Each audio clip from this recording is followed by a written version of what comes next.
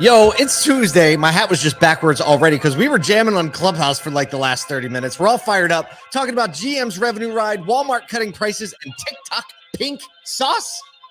Pink sauce? I'm pink sauce. The people really want to know who I is and who I be. They stop and It's cool to talk about that, but it looks disgusting. Terrible. Just ridiculously wrong in so many ways that I don't even know how to describe it. It's unfortunate. I don't know if it's unfortunate, but I don't know what my expectations were. We'll get to that. We'll save it to the end. Let's just say this: anything goes on the internet these days, right? It's like Seattle in 1993. So if you ever went to Seattle in the 90s, you know exactly what I mean. So I'm just throwing that out about there. Seattle. I never was in Seattle in 93, but I sure was a teenager in 93. So I know exactly what you mean. Oh man, we have a bunch of fun stuff to talk about today. We have so many things going right now. The Auto Collabs interviews are happening, and we're so excited to share them with you very, very soon.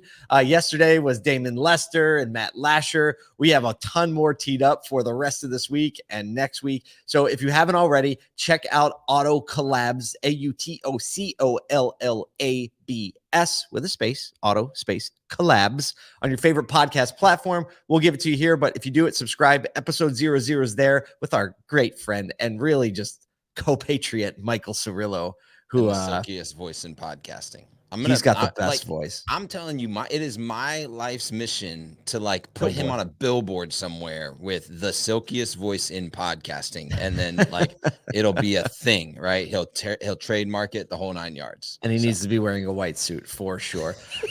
We were just jamming in Clubhouse, the modern day car sales room, with Brian Benstock, Alex Flores, Damon Lester, talking a little bit about Asotu Con and what's to come. Energy is building around the event. People are going to start buying more tickets now, and you might not get one if you don't get yours now. We priced it at $399 for dealers, so it's super affordable. Easy in, easy out Philly, September 11th through 13th. Get your tickets now because it'd be really sad if you went to buy one because you thought you could wait until 3 weeks before the event and it just said sold out. And the fire marshal's involved, so we really are limited. Yeah, one of the questions in Clubhouse that I think, for our audience, I'd like to clarify is that we're not going to run down, obviously Paul and I come from a very heavy marketing background, and I from a dealership operations background, but we're not going to run just in a single lane or even just a couple lanes across the retail automotive spectrum. So we're going to look outside of retail automotive for a lot of influence. We're going to look at the retail side of the business, the fixed op side of the business, the marketing and technology sides of the business, even leadership and culture. And so we there's something for everyone. Actually, I had a conversation from a young lady or with a young lady that her role is to manage the customer experience within the whole customer life cycle. And she said, will there be places where the content makes sense for me to come? Because I need to ask that of my owner operator. I said, absolutely. Really, I don't know of anyone in the dealership that wouldn't be served by the content. Absolutely not. Across the board. And then, great point. And we've said this, but if you're anywhere near Philly in a few hours, or even if you've got, some airline points and want to come out for the Monday night party, that's a place where we want to serve even more across the dealership. And that's free for anyone that works at a dealership. Free. Exactly. For anyone that if you work at a dealership, you can come to that whole night's programming for free.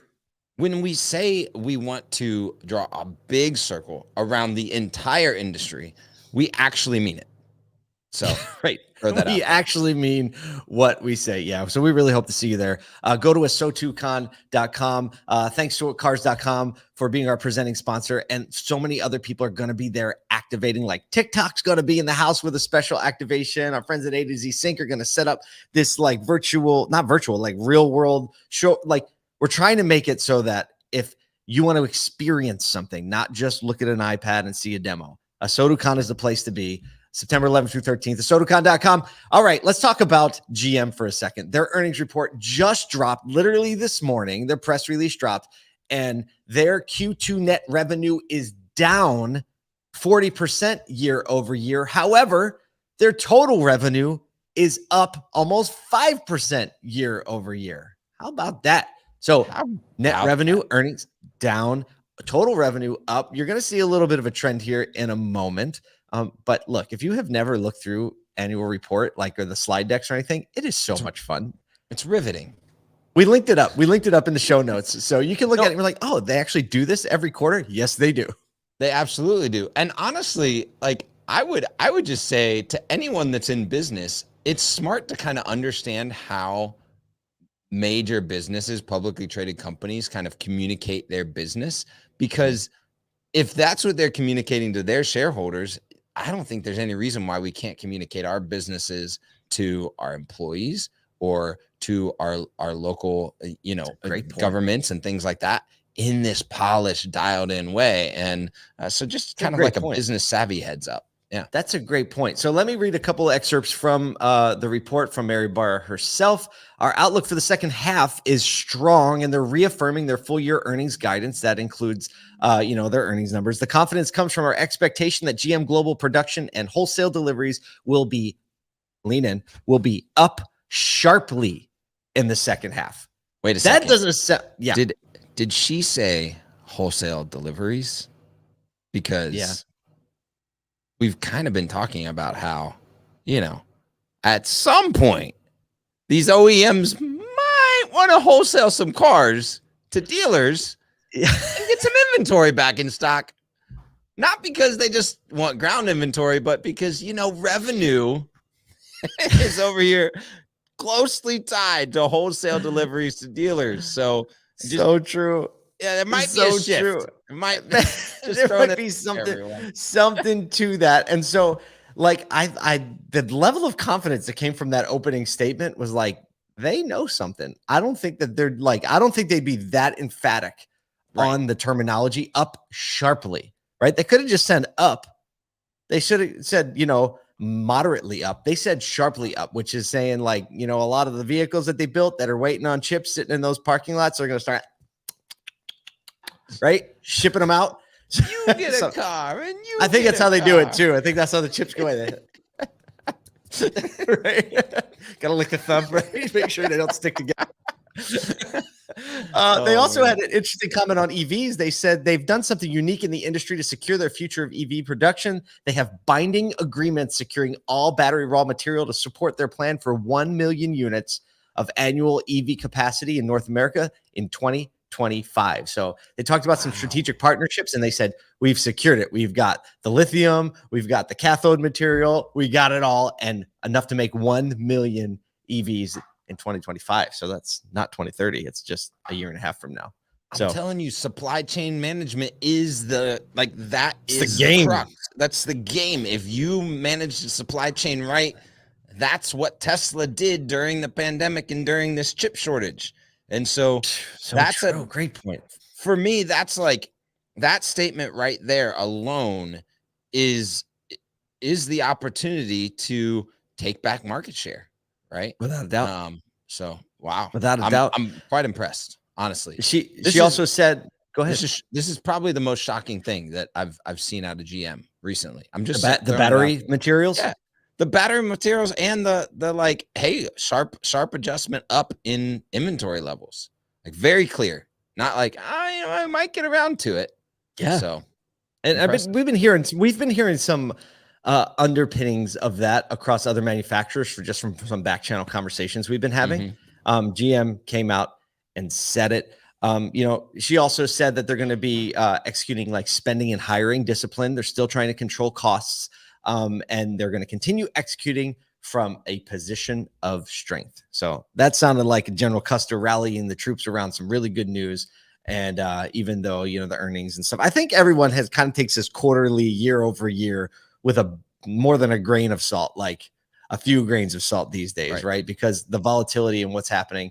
And so that's kind of the news from GM that has us kind of cautiously optimistic, I think, for good reason. Between Jonathan Smoke, GM, and some other reports, including one that we're about to look at, I'm very, very optimistic about the second half of this year. Man, we need more people paying attention to automotive in this world. Isn't that what we're doing? That's what we're trying. That's week. what we're trying to do. That's what we're trying to do. All right, You're next like, story that everybody's Kyle talking just about automotive. Well, we should talk us. about it this way too, because we have some incurable optimists, but like data-driven optimists. Tagging right off of that, right? Automotive is retail. We talk about like that. So let's talk about retail. Walmart is reporting price cuts as profits decline, but same-store sales increase by 6%. Does that sound familiar? Right? Profits, net earnings going down, but overall earnings going up. And they say the largest cuts in prices are clothing and other general merchandise that they have a little bit of an overstock. And those happen to be their most profitable items. So they're trying to cut back the prices on those because high food prices, high fuel prices are actually pressuring consumers, especially in the middle income layer. So CEO Doug McMillon expects the trend to continue through the holiday season and says, I don't know, I was sad when I heard this. He's like, but back to school sales are strong. I was like, are we already there? Are we already there? Oh, my poor kids apparently were like distraught over the fact that school was almost back in session. So, well, in Nashville, when do you all go back to school? It's like tomorrow. 2 weeks. 2 weeks. We're good. Well, here's the thing. This is interesting because, you know, we talked about probably a little over a month ago where companies like Best Buy and Target and Walmart were looking at an overstock of general merchandise. And so there's a couple things that are driving down these price driving these price cuts, which is overstock in merchandise because of lower consumer demand for general goods, right? General merchandise, not food products, right? Because food products are a whole nother lane for them.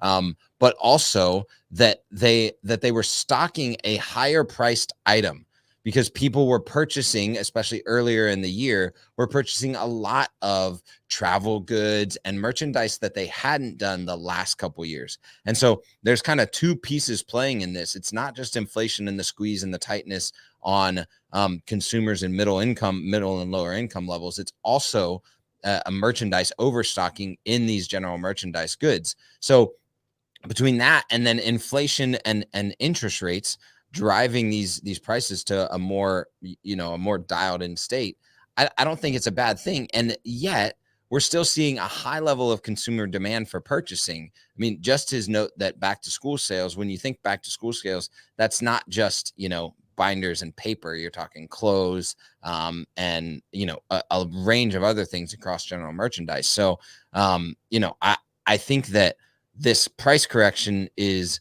of benefit to the overall economy, and with demand still being up, I think his note that a strong second half is really relevant. Yeah, without a doubt. So there's a trend.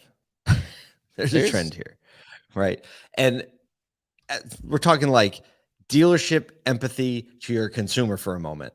Mm-hmm. This trend is very identifiable, and it's that the middle income bracket is getting squeezed by fuel and price increases, right? You're starting to see consumer good prices maybe regulate, maybe even go down a little bit, but everyone's feeling the pinch. That doesn't mean people can buy more. They can actually buy less. And food and fuel. So we're just saying, if you understand your consumer, why don't you target some of your messaging and some incentives and promotions, even in service, around food and fuel, right? Every culture and the internet is a river moving in a direction. Don't try to go against the direction. Don't try to drop a rock in the middle of it and make everybody go around. Just build a little boat and go on top of it. So, again, and I even think like to the used car manager or the used car inventory team is thinking about how you can emphasize affordability with, higher gas mileage vehicles, or, we saw, average used car prices really go from like the high teens to the mid 20s, and recognizing, that sweet spot right around the 20s might be a place where you want to start to look at bolstering your inventory, especially if you can find, vehicles with high fuel economy. You're just going to have an easier way to kind of, from a marketing perspective, to just say, these are the types of vehicles that we have as an offering in a general sense, would be a really great, just kind of move in this kind of season. So that's good. Yeah. That's good. Well, I'm trying to think of a segue. I can't think the segue is, time. Speaking of or it could be yum. Oh, yum. No, I don't know about yum. That's up to you. Look, we try to keep you abreast of what is going on with the kids these days. And pink sauce, that means a dipping sauce for your condiments that is pink. You can see it on the screen if you're watching. If you have a queasy stomach, don't look at the Don't screen. look. It's all the rage on TikTok, but what the heck is it? Social media celebrity chef Pii is catching praise and shade for her creation of a new dipping sauce, pink sauce. Her first post with this garnered 80 million views. The product has gone viral, and now you can actually buy it for $20 a bottle. There are some safety concerns being thrown out. Like literally, it's like half of the audience loves it. Half of the audience thinks you're going to die if you eat it. She is based out of Florida, where their cottage food laws allow for like unlicensed kitchens to produce low foods that have a low risk of, foodborne illness and sell them. Dude, this is next level. It's like fuchsia. So if you think of like Chick-fil-A sauce, no, but like pink slime. It's literally. Oh gosh, that makes it so much worse. What else is it? It is rebranded Pepto-Bismol with the same exact price point. Oh gosh. Price point per ounce, right? I don't know. Pepto-Bismol is probably cheaper. Probably. What was that? What's that medicine that you get as a kid? Like if you have an ear infection, it's pink. Amoxicillin. Like what is it? Right? It looks like it's got the viscosity of like Pepto-Bismol, and it looks like, and you just see them like dipping like chicken tenders in there. So this celebrity chef says this is like the Beyonce of sauces. And I don't know. We just thought you should know what your kids are doing on TikTok right now. And if they ask you to buy some pink sauce, you might want to think about it twice. But look, we like to talk about this stuff as well. It's a lot of fun. Look, if Google it.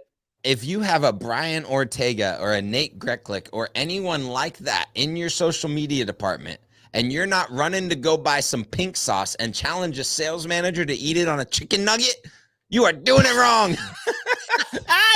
I know that's going to happen now. Better not get any ideas up in here. I'm not eating any pink sauce. I'm just saying it. It's not happening. I'm not eating it. But look, this is just kind of the fun stuff that goes around on the internet. We feel like we need to bring a little balance to the force, right? We're talking. Oh, Brian Ortega's on the thread today. Pink Panther's blood, he says in a comment. So now that he said, I have a feeling we're going to see a sales manager eating some pink sauce in the very near future. Make sure you don't tell him that we told you to do it, because we didn't. Look, we hope you have an amazing Tuesday. We're fired up to go out there and serve the industry. We hope you're fired up to go out there and serve the people that you're going to come in contact with today, because we know you're going to, because that is the essence of the car business.